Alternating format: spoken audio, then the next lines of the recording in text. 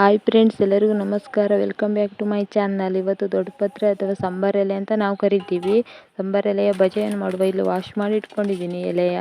ಈಗ ನಾನು ಒಂದು ಪಾತ್ರೆಯಲ್ಲಿ ಕಡಲೆ ಹಿಟ್ಟನ್ನು ಹಾಕ್ಕೊಳ್ತಾ ಇದ್ದೀನಿ. ನಮಗೆ ಬೇಕಾದಷ್ಟು ಕಡಲೆ ಹಿಟ್ಟನ್ನು ಹಾಕ್ಕೊಂಡು ಅದಕ್ಕೀಗ ನಾವು ಓಂಕಾಳನ್ನು ಹಾಕ್ಕೋಬೇಕು. ಓಂಕಾಳು ಹಾಕಿದ ನಂತರ ರುಚಿಗೆ ತಕ್ಕಷ್ಟು ಉಪ್ಪು ಹಾಕ್ಕೋಬೇಕು. ನಾವು ಈಗ ಸೋಡಾ ಏನು ಬಳಸ್ತಾ ಇಲ್ಲ ಮಕ್ಕಳಿಗೆಲ್ಲ ಕೊಡೋದ್ರಿಂದ. ಇದು ಮೂರುವ ಮಿಕ್ಸ್ ಮಾಡ್ಕೋಬೇಕು. ಮಿಕ್ಸ್ ಮಾಡಿಕೊಂಡು ಬಜೆ ಹಿಟ್ಟಿನ ಹದವಾಗಿ ಕಲಸಿಟ್ಕೋಬೇಕು.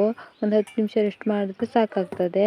ನಾನು ಈಗೆಲ್ಲ ಕಲಸಿಟ್ಕೊಳ್ತಾ ಇದ್ದೀನಿ. ಕಲಸಿಟ್ಕೊಂಡು ಹದವಾಗಿ ಕಲಸಿಟ್ಕೋಬೇಕು. ಕಲಸಿಟ್ಕೊಂಡು ನಾನೀಗ ಎಣ್ಣೆಯನ್ನು ಕಾಯಲಿಕ್ಕೆ ಇಡ್ತಾ ಇದ್ದೀನಿ.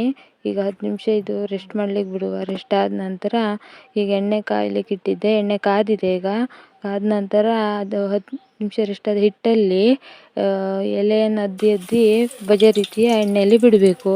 ಒಂದೊಂದೇ ಆಗಿ ತುಂಬ ಟೇಸ್ಟಿಯಾಗಿರ್ತದೆ. ಈ ದೊಡ್ಡಪತ್ರೆ ಎಲೆ ಬಳಸೋದ್ರಿಂದ ಮಕ್ಕಳಿಗೂ ಆರೋಗ್ಯಕ್ಕೆ ಒಳ್ಳೆಯದು. ಮಕ್ಕಳಿಗೆ ಏನಾದರೂ ಕೆಮ್ಮು, ಶೀತ, ಕಫ ಏನಾರು ಆದ್ರೂ ಇದು ತಿನ್ನೋದ್ರಿಂದ ಎಲ್ಲ ಕಮ್ಮಿ ಆಗ್ತದೆ. ಮಕ್ಕಳಿಗೆ ಇದ್ರ ರಸ ಎಲ್ಲ ಹಾಕ್ತಾರೆ ನಮ್ಮ ಹಳ್ಳಿ ಕಡೆ. ಇಂಥ ಹಳ್ಳಿಯ ವಿಡಿಯೋಗಳ ನನ್ನ ಚಾನಲಲ್ಲಿ ಬರ್ತಾ ಇರ್ತದೆ. ಫ್ರೆಂಡ್ಸ್, ಸಪೋರ್ಟ್ ಮಾಡಿ ಮತ್ತು ನನ್ನ ಚಾನಲನ್ನು ಸಬ್ಸ್ಕ್ರೈಬ್ ಮಾಡ್ಕೊಳ್ಳಿ.